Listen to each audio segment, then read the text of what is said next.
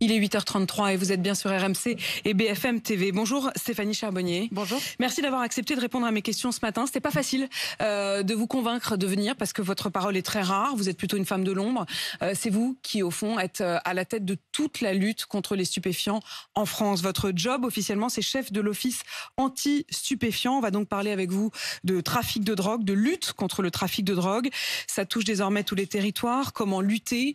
Votre métier, il est au fond au carrefour de toutes les délinquances et de toutes les violences, de l'insécurité du quotidien jusqu'au crime organisé. Vous luttez contre tous ces échelons du trafic de drogue. Vous allez nous donner les chiffres, les tendances et vous allez nous expliquer quels sont vos moyens pour lutter contre le trafic. Vous avez dit une fois, j'ai l'impression de vider l'océan à la petite cuillère. Et je voudrais qu'on commence par tirer un fil. Nous, les médias, nous, les Français, ce qu'on voit, c'est en général le règlement de compte. C'est ça qui fait du bruit. Et quand il y a un règlement de compte, on en parle. Quand on tire le fil, qu'est-ce qu'il y a derrière? Qu'est-ce qu'il y a derrière ces règlements de compte? Alors, le sujet des violences criminelles est évidemment très très important quand on lutte contre les trafics de stupéfiants, parce que lutter contre les trafics, c'est également lutter contre toute la criminalité connexe à ces trafics. Ce sont bien sûr les violences criminelles, les enlèvements, les séquestrations, les homicides. Nous voyons actuellement beaucoup de règlements de compte entre trafiquants, avec des trafiquants qui sont prêts à utiliser des armes de guerre pour régler leurs comptes entre eux. Et quand vous dites, je vous arrête déjà un instant, quand vous dites nous voyons beaucoup de règlements de compte, est-ce que ça veut dire qu'on en voit plus qu'avant ou est-ce que ça n'est qu'une impression? Alors, il y a une augmentation de ces violences criminelles sur la dernière année. C'est le résultat aussi d'une lutte contre ces trafics, c'est-à-dire que plus on est actif en matière de lutte contre les trafics de stupéfiants, plus on dérange ces trafiquants et plus on dérange leur activité. Plus 60% de règlement de compte. Quand vous dites tout cela, c'est aussi la réalité de nos actions. C'est-à-dire, au fond, c'est un peu comme quand on donne un coup de pied dans une fourmilière, évidemment, ça s'agite. Est-ce que le niveau auquel il faut qu'on regarde les choses, c'est le niveau local, c'est-à-dire ces règlements de compte, avec parfois d'ailleurs des balles perdues, ça a été parmi les drames de ces derniers temps. Mais est-ce qu'il faut regarder aussi au départ, c'est-à-dire qui sont les donneurs d'ordre? Si on remonte le fil, est-ce que les donneurs d'ordre, ils sont locaux, ils sont là, ils sont à Marseille, mais aussi dans de nombreuses autres villes de France désormais? Est-ce qu'ils sont à l'étranger? Ou est-ce que vous cherchez l'origine, la source? Alors, tous les aspects dans les trafics de stupéfiants doivent être pris en compte. 2020, c'est la mise en place d'une réforme très importante en matière de lutte contre les trafics de stupéfiants. C'est la création de l'Office anti-stupéfiants, l'OFAST, que je dirige depuis cette date-là. Cette structure, c'est le chef de file de la lutte contre les trafics de stupéfiants. Qu'est-ce que ça veut dire être chef de file de la lutte contre les trafics? Ça veut dire coordonner les acteurs entre eux. Ça veut dire faire en sorte que tous les acteurs qui luttent contre ces trafics, des policiers, des gendarmes, des douaniers, bien sûr, avec la justice qui pilote les enquêtes, que tous ces acteurs se parlent. Avant, ils et bossaient partagent du renseignement. Et maintenant, c'est vous qui dirigez tout ça. On a un rôle de coordination extrêmement important. Ensuite, vous avez parlé de niveau de lutte contre ces trafics. Il y a bien sûr un traitement au plus près des territoires et un partage du renseignement qui doit se faire entre tous ces acteurs au plus près des territoires pour que chacun puisse apporter sa pierre à l'édifice dans le démantèlement des structures. Ensuite, il y a un niveau plus national, où on doit démanteler des équipes en profondeur, des équipes qui importent, des équipes qui distribuent des produits stupéfiants sur le territoire.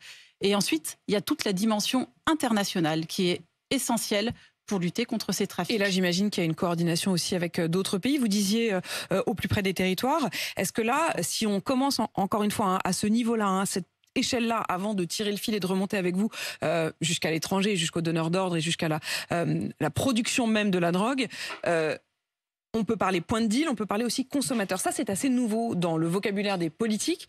Ils ne veulent plus juste s'attaquer aux trafiquants, mais aussi aux consommateurs, sur lesquels ils mettent une forme de responsabilité. Si vous achetez, c'était les mots d'Éric Dupond-Moretti, le ministre de la Justice, qui parlait de ceux qui fument un joint le samedi soir et qui, en réalité, participent à la criminologie, qui participent au trafic. Effectivement, il faut partir de là, il faut partir du consommateur. Alors, il y a bien sûr le sujet des consommateurs, c'est extrêmement important. La lutte contre les trafics de stupéfiants, la guerre contre la drogue, elle ne se mène pas seulement en démantelant les trafics. C'est bien sûr l'approvisionnement, puisqu'il faut assécher la ressource, mais c'est aussi toute la demande formulée par les usagers, qui est très importante en France. On a un niveau de consommateurs plus en France. C'est la disponibilité du produit également qui crée cette demande. Donc on doit jouer sur tous les leviers. C'est-à-dire que vous avez la politique publique qui est portée par l'OFAST aujourd'hui, qui est une politique publique très répressive, le plan stupéfiant, qui associe tous les acteurs. Mais à côté de cela, il y a également tout ce dispositif de prévention, de campagne de prévention. Et je pense qu'on peut aller encore plus loin en termes de prévention avec peut-être des campagnes choc qui amèneraient une responsabilité des consommateurs. On parlait aussi de la question de drogue et drogue au volant. On a vu beaucoup de campagnes contre l'alcool, mais finalement très peu contre la drogue. En raison d'une forme de tabou, puisque c'est officiellement interdit de consommer des drogues en France, si on faisait des pubs pour dire attention, il ne faut pas consommer de la drogue et aller au volant, ce serait une forme de reconnaissance qu'il y a des consommateurs. C'est de l'hypocrisie totale, ça. Je pense personne n'est naïf sur le fait qu'il y a des consommateurs de drogue en France. Le choix qu'a fait le gouvernement, c'est de maintenir une politique répressive, y compris pour les usagers. L'usage de stupéfiants reste un délit. Il est aujourd'hui possible de poursuivre ce délit avec une amende forfaitaire délictuelle qui apporte une réponse pénale concrète, une réponse pénale pécuniaire envers ces consommateurs. Et c'est déjà un premier moyen de les responsabiliser. Stéphanie Charbonnier, je rappelle pour ceux qui nous rejoignent que vous êtes donc la chef de l'Office anti-stupéfiants. Quelle est votre priorité aujourd'hui ? Alors nous avons plusieurs priorités. Nous avons bien sûr cette politique publique que l'on conduit depuis janvier 2020, associant tous les acteurs. C'est une politique publique qui est résolument interministérielle, tournée également vers l'international, tournée vers toutes les formes de trafic de stupéfiants, c'est-à-dire que on prend bien sûr en compte l'entrave aux produits, mais on prend aussi et surtout en compte le démantèlement de ces organisations criminelles, les attaquer à travers le blanchiment, à travers la corruption, puisque le sujet de la corruption est un sujet très très important quand on parle de trafic de stupéfiants, quand on parle de stupéfiants qui arrivent dans les ports. C'est de la corruption publique. Nos propres douaniers. C'est de la corruption publique, c'est de la corruption privée. Ça peut être des douaniers, des policiers, des gendarmes, des magistrats, des greffiers. Toute la société peut être atteinte. Je dis bien peut être atteinte. Je ne dis pas que toute la société est atteinte par ce phénomène de corruption, mais on a un devoir de prévention sur cette thématique. La drogue aujourd'hui. Alors elle passe par beaucoup de vecteurs. Les trafiquants les organisations criminelles sont très agiles et très adaptables. Quand on parle de cocaïne, on est à 75% sur le vecteur maritime, que ce soit par container ou avec un transport par bateau. Ça arrive dans les ports français. Ça arrive dans les ports français et européens. Je voudrais rappeler quelques chiffres. Les grands ports européens les plus touchés sont les ports d'Anvers et de Rotterdam. Le port du Havre arrive bien après ces ports-là en termes de quantité, puisqu'à Anvers, ce sont 110 tonnes de cocaïne qui ont été saisies en 2022, alors que nous sommes à un peu plus de 10 tonnes au port du Havre. Donc nous avons vraiment des plateformes portuaires dans le nord de l'Europe qui sont très très impactés par ces trafics et par ces organisations criminelles. Majoritairement par bateau. Exactement. Alors majoritairement par bateau et une partie par le vecteur aérien avec le phénomène des passeurs, les mules qui arrivent notamment du territoire guyanais à destination de l'Hexagone. Comment ça marche ces histoires de mules ? Est-ce que vraiment il y a, comme on voit dans les films, des gens qui ingurgitent des capsules de cocaïne et qui, au péril de leur vie, prennent l'avion et arrivent ici? C'est bien ça? C'est effectivement ça? Alors vous avez plusieurs modes de transport possibles, mais effectivement, on a des organisations criminelles qui exploitent la vulnérabilité sociale de ces passeurs, puisque généralement ce sont des populations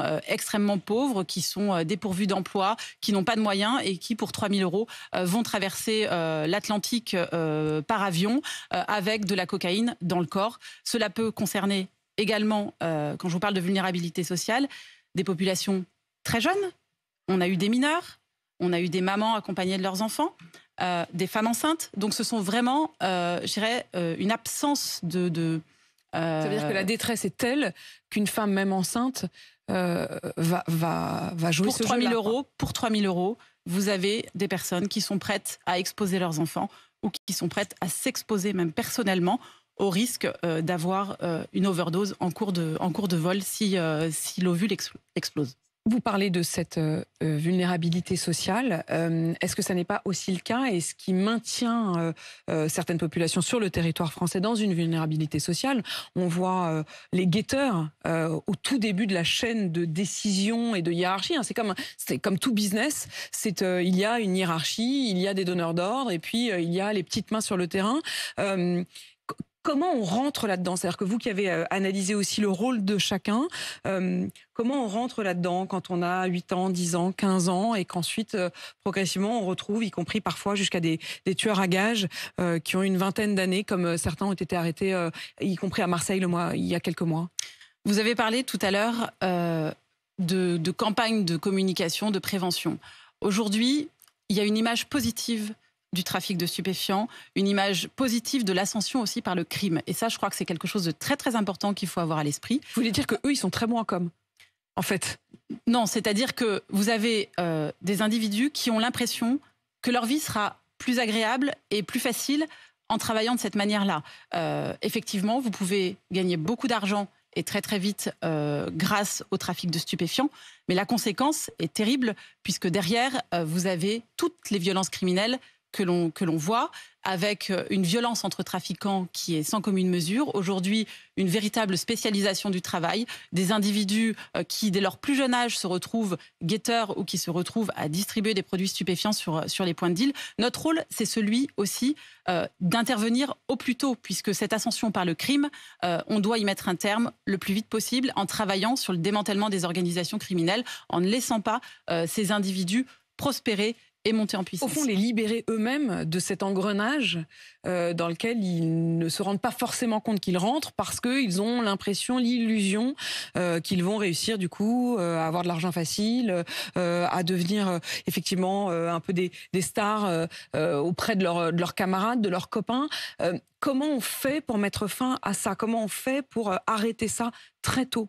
Alors vous avez bien sûr le rôle de la police, le rôle de la justice, le rôle des forces de sécurité intérieure pour lutter contre ces trafics. Mais la guerre contre la drogue, c'est pas seulement le travail des forces de l'ordre, c'est aussi un travail très collectif où chacun doit jouer un rôle. Il y a des sujets d'éducation et d'accès également à certaines prestations que des jeunes dans les quartiers peuvent ne pas avoir. Vous disiez, Stéphanie Charbonnier, que il y avait effectivement les règlements de compte, mais qu'il y avait tout le reste de la violence. C'est-à-dire que cette violence entre eux, quand il y a un mort, ça n'est que le phénomène le plus lointain. Mais il y a aussi de la torture, il y a de la séquestration, il y a une violence psychologique, il y a une menace sur la famille. Tout ça, ça se passe sur le territoire français.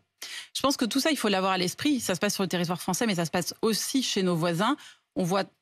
On a eu des exemples aux Pays-Bas notamment ou en Belgique de menaces contre des personnalités publiques, des règlements de compte et des meurtres de journalistes ou d'avocats. Et ça, c'est aussi la réalité. C'est-à-dire qu'on a des organisations criminelles extrêmement puissantes et déterminées pour arriver à leur fin, puisque elles brassent des millions d'euros.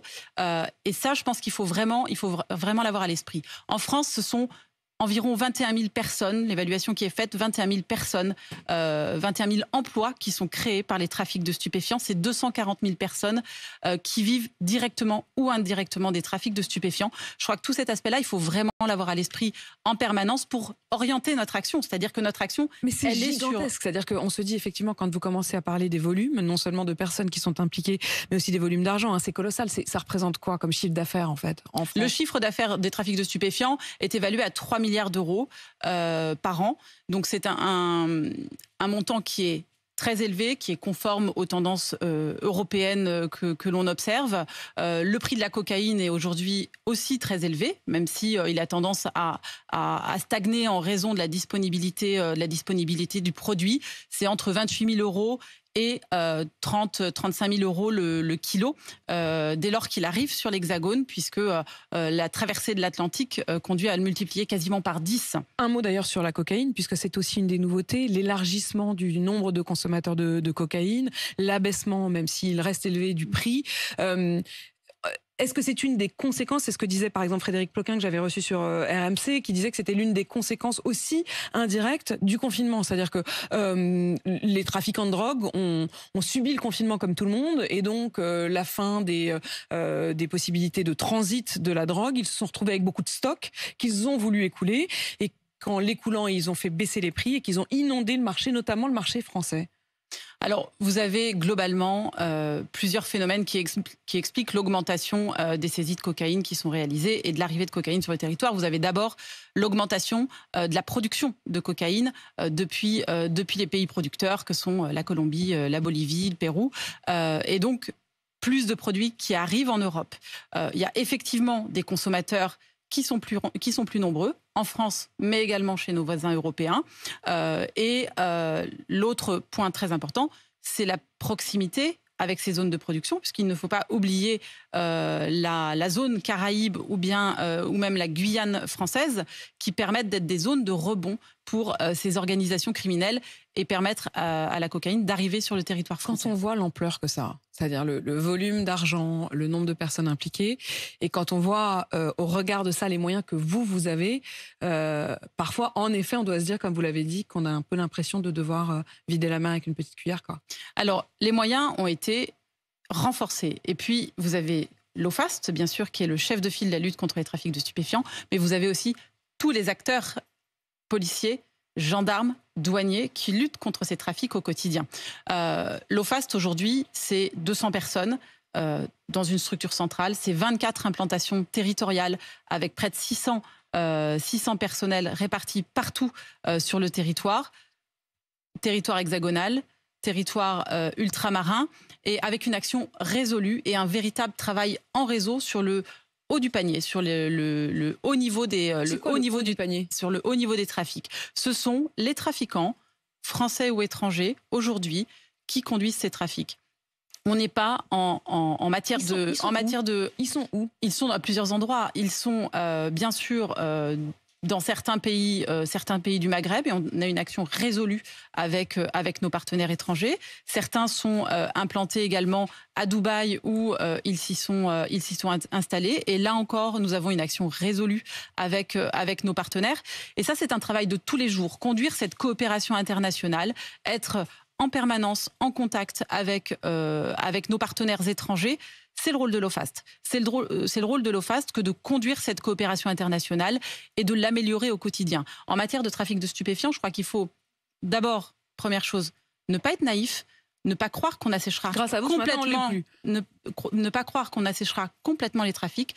La deuxième chose, c'est être humble aussi face aux menaces, mais en avoir parfaitement conscience, et derrière avoir une action résolue et coordonner des acteurs entre eux. Stéphanie Charbonnier, je voudrais qu'on dise un mot de la manière dont ça a touché désormais tous les territoires. On a l'impression que jusqu'à présent, trafic de drogue, on voyait Marseille, c'était presque une imagerie nationale. Désormais, pour le coup, il y a Valence, il y a Nice, il y a même Nantes, il y a Montpellier, il y a la Moselle. Tous les territoires sont désormais touchés. Comment vous expliquez cette manière que ça a eu de descendre et de toucher désormais tous les territoires, y compris les territoires ruraux? Aujourd'hui, les trafics de stupéfiants n'épargnent aucun territoire. Les violences criminelles sont associées à ces trafics de stupéfiants. Donc, il est logique qu'elles existent et qu'elles soient la conséquence de ces trafics.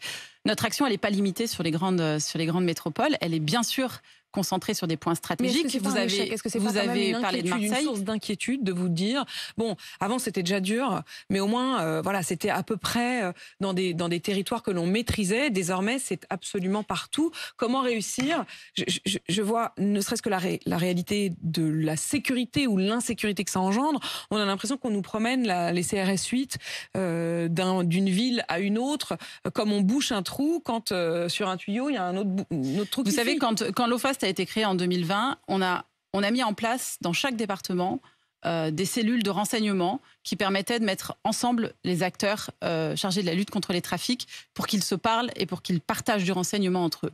Ça, c'est aujourd'hui quelque chose qui fonctionne bien, qui permet de mieux coordonner les acteurs dans les territoires, et aucun territoire n'a été exclu. Parce que je crois qu'aujourd'hui, ces trafics, on le sait, ils touchent tous les territoires, et l'action, elle doit être équivalente partout. Vous avez certains territoires comme Marseille ou Le Havre, qui sont des points d'entrée majeurs en raison de l'implantation des ports dans ces villes-là. Donc on y a une attention particulière et une action particulière sur ces deux points. Néanmoins, aucun autre territoire n'est épargné et n'est exclu surtout de notre travail. Nous avons bien sûr le travail sur les ports, mais vous avez tout le vecteur routier dont on n'a pas parlé, qui permet aussi à travers soit des grands ensembles routiers, des camions ou dans des véhicules plus modestes, de transporter des quantités importantes également de cannabis. Donc tout ça, Vous êtes confiante? Bien sûr que je suis confiante. Comment ça se passe de vivre ça au quotidien? Vous êtes confiante, vous vous dites on va y arriver? Mon action, elle est résolue. Depuis 2020, on ne lâche pas. On conduit une stratégie qui est conforme à celle que nous nous sommes fixées. On l'adapte aussi, bien sûr, parce que les trafics évoluent. Et notre travail, c'est de savoir s'adapter au quotidien à cette menace. Merci beaucoup, Stéphanie Charbonnier, en tout cas d'avoir pris le temps de nous expliquer votre rôle et la manière dont ça se passe. Je rappelle que vous êtes la chef de l'Office anti-stupéfiants. Merci d'avoir répondu à mes questions. Il est 8h53 et vous êtes bien sûr à RMC BFM TV.